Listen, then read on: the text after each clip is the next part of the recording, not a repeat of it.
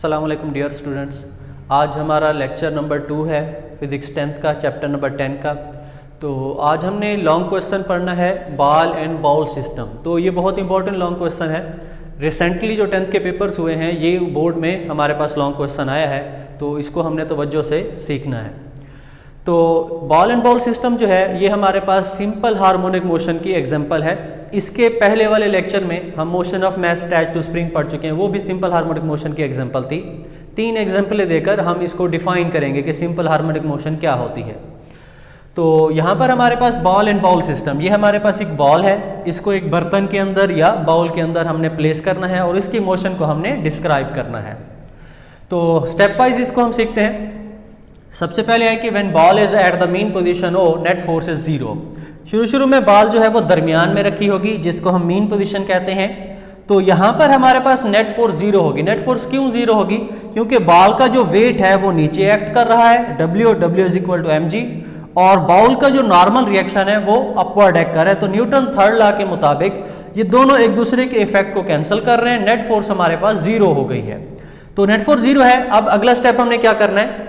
If we bring the ball to the position A and then release it, हमने इसको ओ position से यहां पर ए पोजीशन पर लेकर जाना है और यहां से इसको छोड़ देना है। जब यहां से इसको छोड़ेंगे तो ये अपने वेट की वजह से यहां मूव करेगी इस डायरेक्शन में। हम उसको वेट की वजह से भी कह सकते हैं या हम उसको फोर्स ऑफ ग्रेविटी की वजह से भी कह सकते हैं। तो ये फोर्स ऑफ ग्रेविटी की वजह से यहां पर आएगी। तो फोर्स ऑफ ग्रेविटी या इसका वेट यहां पर रेस्टोरिंग फोर्स का रोल प्ले कर रहा है। रेस्टोरिंग फोर्स की डेफिनेशन ये होती है कि रेस्टोरिंग फोर्स हमेशा ऑब्जेक्ट को मीन पोजीशन की तरफ लेकर आती है। तो ये उसको मीन पोजीशन की तरफ लेकर आ रही है, फोर्स ऑफ ग्रेविटी। इसके बाद क्या होगा? At position O the ball gets maximum speed. यहां पर उसकी स्पीड 0 थी। जब वो यहां से यानी कि एक्सट्रीम पोजीशन से मीन पोजीशन की तरफ आ रही थी तो उसकी स्पीड बढ़ रही थी। तो स्पीड का बढ़ना एक्सेलरेशन होता है, ये याद रखना है। ये हमारे अगले टॉपिक में भी बात काम आएगी कि स्पीड का बढ़ना एक्सेलरेशन है, उसकी स्पीड बढ़ रही है तो ये पॉजिटिव एक्सेलरेशन है। यहां पर मीन पोजीशन पर जब वो पहुंचती है तो उसकी स्पीड मैक्सिमम हो चुकी होती है। तो इसके बाद क्या है? Due to inertia it moves to the extreme B.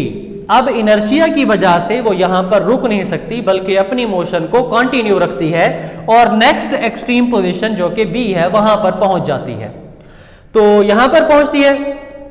इसके बाद है while going towards position be the speed of ball decreases. ये बहुत अहम पॉइंट है कि यहां से जब जाती है ओ पोजीशन से, मीन पोजीशन से एक्सट्रीम पोजीशन बी की तरफ, तो इसकी स्पीड कम होती है। इसकी वजह क्या है? ये क्यों कम होती है?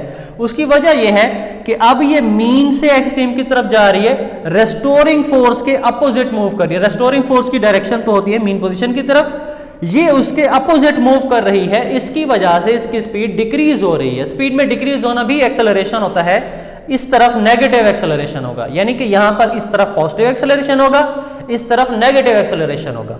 तो ये यहां पर पहुंचती है बी पोजीशन पर। The body continues to and fro motion till its all energy is lost due to friction.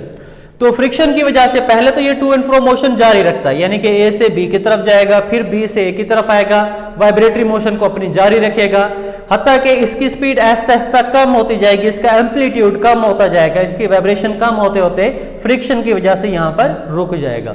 तो ये हमारे पास जो मोशन हमने अभी डिस्कस की है ये हमारे पास थी सिंपल हार्मोनिक मोशन। इंशाल्लाह अगले टॉपिक में हमने डिस्कस करना है मोशन ऑफ सिंपल पेंडुलम को, वो बहुत अहम लॉन्ग क्वेश्चन है।